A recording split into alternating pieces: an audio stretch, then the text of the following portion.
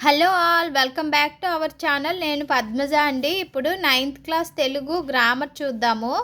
8th class అయిపోయండి, అన్నీ పెట్టాను, అన్ని లెసన్స్కి గ్రామర్. ఇప్పుడు 9th క్లాస్ స్టార్ట్ చేస్తున్నాము.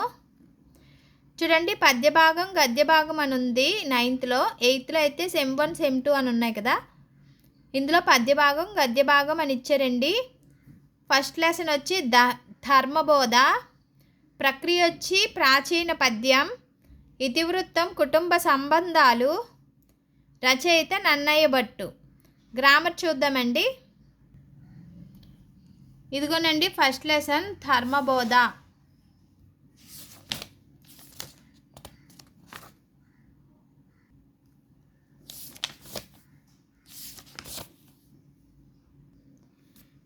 సొంత వాక్యాలండి. క్రింది వాక్యాలను చదివి ఎరుపు రంగులో ఉన్న పదానికి అర్థం రాసి వాటిని ఉపయోగించి సొంత వాక్యాలు రాయండి.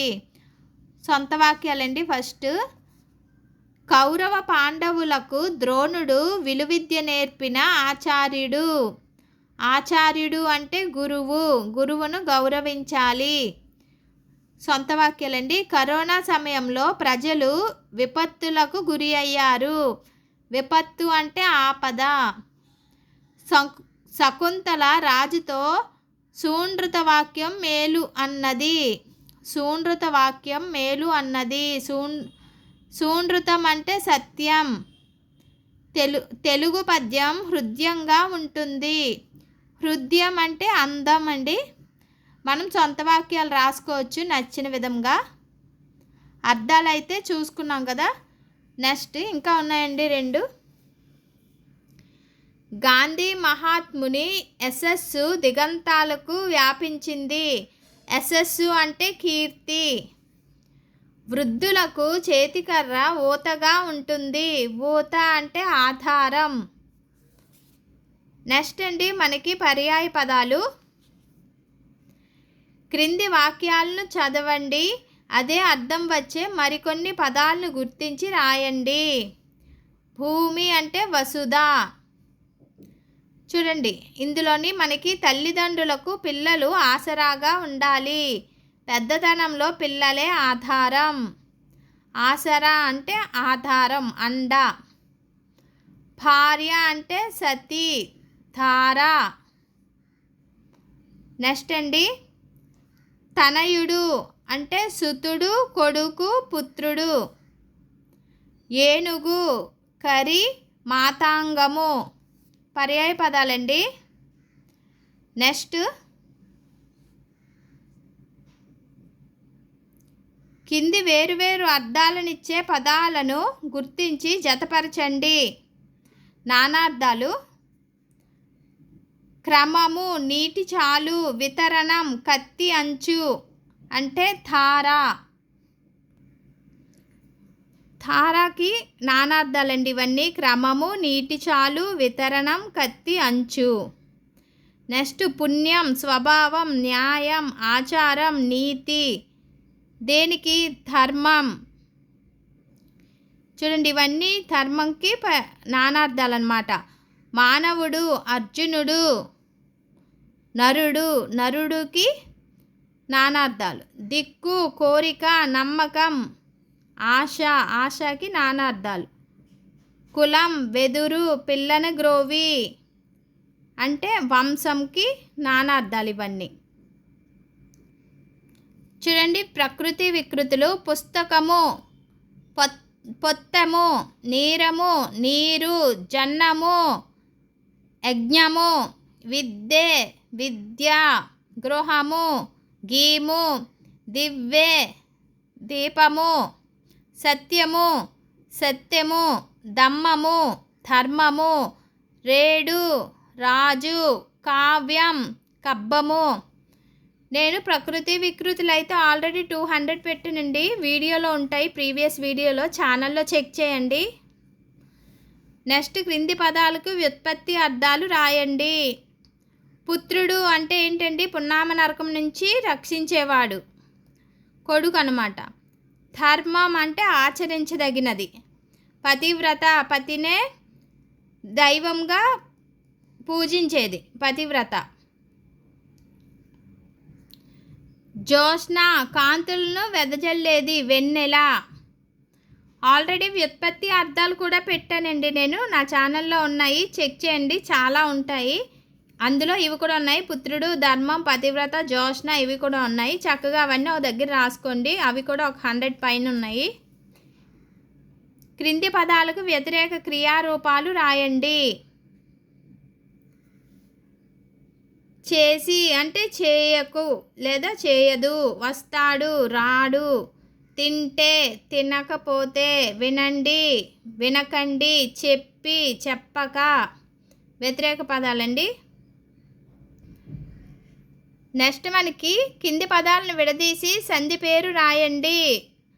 వంతలెల్లా, వంతలు ప్లస్ ఎల్లా, ఊ వచ్చినప్పుడు అచ్చులు వస్తే ఉత్వసంధి. కర్తృవది, కర్తృవు ప్లస్ అది ఉత్వసంధి. లేదని, లేదు ప్లస్ అని ఉత్వసంధి. భాషలేమిటి, భాషలు ప్లస్ ఏమిటి ఉత్వసంధి. పూరితంబులగు, పూరితంబులు ప్లస్ అగు ఉత్వసంధి. కింది పదాలను కలిపి రాసి సంధి పేరు రాయండి. కన్వా ప్లస్ ఆశ్రమం, కన్వాశ్రమం, సవర్ణ దీర్ఘ సంధి. తీర్థ ప్లస్ అభిగమనం, తీర్థాభిగమనం, సవర్ణ దీర్ఘ సంధి. ధర ప్లస్ అధినాథుడు, ధరాధినాథుడు, సవర్ణ దీర్ఘ సంధి. సభ ప్లస్ ఆసదులు, సభాసదులు, సవర్ణ దీర్ఘ సంధి. నెక్స్ట్ అండి, కింది సమాస పదాలకు విగ్రహవాక్యాలు రాసి ఏ సమాసమో రాయండి. సూర్యచంద్రులు, సూర్యుడును చంద్రుడును, ద్వంద్వ సమాసం. పూర్వ ఉత్తర పదాలకు సమాన ప్రాధాన్యం ఉంటే అవి ద్వంద్వ సమాసాలండి. ఇహపరాలు, ఇహమును పరమును, ద్వంద్వ సమాసం. రాత్రింబవళ్ళు, రాత్రియును పగలును, ద్వంద్వ సమాసం. శకుంతల దుష్యంతులు, శకుంతలయును దుష్యంతులును, ద్వంద్వ సమాసం.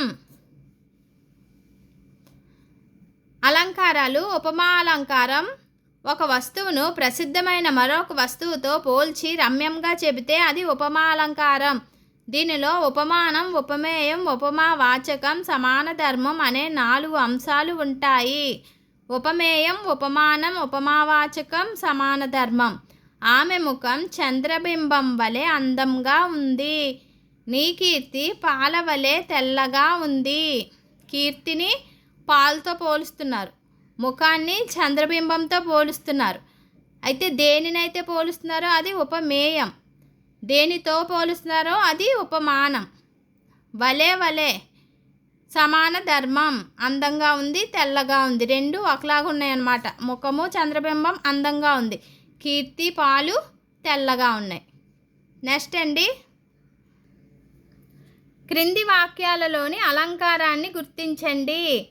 ఒక దీపం నుండి మరొక దీపం పుట్టి వెలుగొందినట్లు తండ్రి రూపం పుత్రునిలో ఉంటుంది. ఆకాశంలో మేఘం వెండి కొండలా తెల్లగా ఉంది. అలంకారాలండి. చూడండి, ఒక దీపం నుండి మరొక దీపం పుట్టి వెలుగొందినట్లు తండ్రి రూపం పుత్రునిలో ఉంటుంది అని పోల్చారు కదండి. ఒక దీపం నుంచి మరొక దీపం అని తండ్రి కొడుకుల్ని. ఇది ఉపమాలంకారమేనండి. ఆకాశంలో మేఘం వెండి కొండలా తెల్లగా ఉంది, మేఘాన్ని వెండి కొండతో పోల్చారు కాబట్టి ఇది కూడా ఉపమా అలంకారం. ప్రసిద్ధమైన వాటితో పోల్చారు కాబట్టి ఉపమా అలంకారం అన్నమాట. నెక్స్ట్ అండి, ఛందస్సు. కింది తరగతిలో చంపకమాల పద్య లక్షణాలను తెలుసుకున్నారు కదా. ఇప్పుడు మత్తేబ పద్య లక్షణాలను గురించి తెలుసుకుందాం. కింది తరగతిలో అంటే 8th క్లాస్లో మనం చంపకమాల నేర్చుకున్నాం కదండి, నజబజ జజరా. ఇక్కడ చూడండి, ఇక్కడ మనకి మత్తేబ పద్య లక్షణాలను గురించి తెలుసుకుందాం అంటున్నారు. మత్తేబం సబరణమయవా అండి, సబరణమయవా గుర్తుపెట్టుకోవాలి. పాఠంలోని కింది పద్యపాదాలకు గురు లఘువులను పరిశీలించండి. పద్య లక్షణాలను అన్వయం చేయండి. చూడండి, మనకి ఒక పద్యపాదం ఇచ్చారు కదా, దాన్ని 3 అక్షరాలుగా విభజించాలి. మనకు తెలుసు కదా, యామాత రాజబానిస, ఫస్ట్ మనం యమాత రాజబాన్స అయితే రాసుకోవాలి. అది రాసుకుంటే ఏదైనా మనకి ఛందస్సు ఈజీగా వస్తుంది.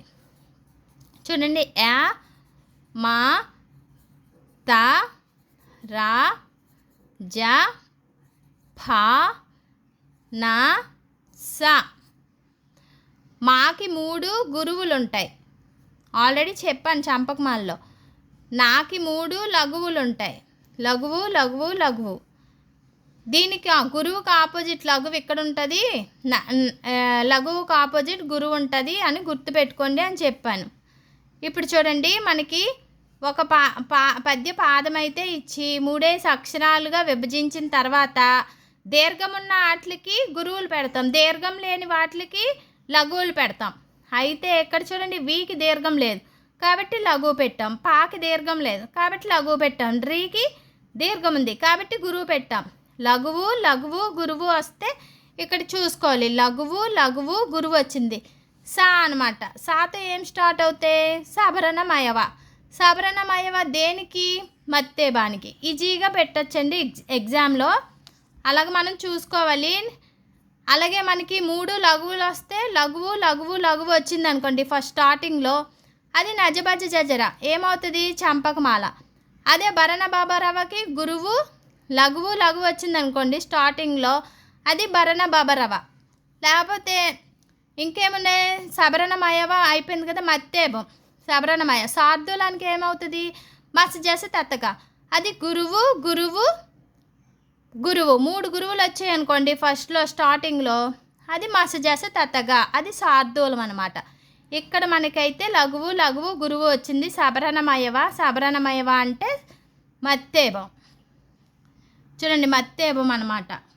ఇక్కడ మనకి మత్తేబానికి స్టార్టింగ్ సభరణమయవ వస్తాయి, సార్దూలానికి మత్స్యజస్తతగా వ్యతిరేక పదాలు వస్తాయి. మీరు ఈజీగా గుర్తుపెట్టుకోవచ్చు. మత్తేబానికి సభరణమయవ వస్తుంది, మత్స్యజస్తతగా అంటే సార్దూలం వ్యతిరేకం అనమాట. మా సా అనే అక్షరాలు అదొకటి ఈజీగా గుర్తుపెట్టుకోవచ్చు కన్ఫ్యూజ్ అవ్వకుండా. నెక్స్ట్ చూడండి, పై పద్యపాదాలు గమనించండి. ప్రతి పాదంలో వరుసగా సభరణమయవ అనే గణాలు ఉన్నాయి కదా. ప్రతి పాదంలోనూ 14వ అక్షరం వి ర్వి త్ర త ద్ర ద్ర త్ర ద్యం లకు యతి చెల్లింది. ప్రతి పాదంలో ప్రాస 2వ అక్షరం పా ఉంది. ఈ లక్షణాలు ఉంటే అది మత్తేబ పద్యం అవుతుంది. చూడండి, ఇక్కడ మనకి 4 పద్యపాదాలు అయితే ఇచ్చారండి. వాటిలో చెప్తున్నారన్నమాట. వీకి ర్వికి ఎత్తి చెల్లింది అనమాట. 14 అక్షరాలు చూసుకోవాలండి. 1 2 3 4 5 6 7 8 9 10 11 12 13 14వ అక్షరం యతి మత్తేబానికి గుర్తుపెట్టుకోవాలండి. ఇక్కడ త్రా కదా, 3 6 9 12 13 14. ఇక్కడ తా, ఇక్కడ ద్రా, ఇక్కడ 3 6 9 12, ఇక్కడ ద్రా. చూసారా, ఒకే అక్షరం వస్తున్నాయి, అవే ఇక్కడ రాశారండి. వీర్ వి వీర్ వి, త్రాక్తా త్రాక్తా. అలాగండి, అవి 14వ అక్షరాలు ఎత్తి అనమాట మత్తేబానికి. గుర్తుపెట్టుకోవాలండి ఈ లక్షణాలు అయితే మత్తేబ పద్య లక్షణాలు. మత్తేబం వృత్తజాతి పద్యం. ప్రతి పాదంలో 20 అక్షరాలు ఉంటాయి. ప్రతి పాదంలో 20 అక్షరాలు ఉంటాయి. ప్రతి పాదంలో సభరణమయవ అనే గణాలు వరుసగా వస్తాయి. ప్రతి పాదంలో 14వ అక్షరం యతిస్థానం. గుర్తుపెట్టుకోవాలండి. 4 పాదాలు ఉంటాయి. ప్రాస నియమం ఉంది. ఓకేనండి. మనకి 14వ అక్షరం యతిస్థానము మత్తేబానికి, చంపకమాలకి 11వ అక్షరం యతిస్థానము, ఉత్పలమాలకి 10వ అక్షరం అనమాట యతిస్థానం. గుర్తుపెట్టుకోవాలి, అవి అడుగుతారు. నెక్స్ట్ చూద్దాము. ఈ లెసన్లో గ్రామర్ అయితే అయిపోయిందండి మనకి. నెక్స్ట్ లెసన్ వచ్చి చైతన్యం లెసన్లో గ్రామర్ నెక్స్ట్ వీడియోలో చూద్దాం. ఈ వీడియో నచ్చినట్లయితే లైక్ చేయండి. Bye friends.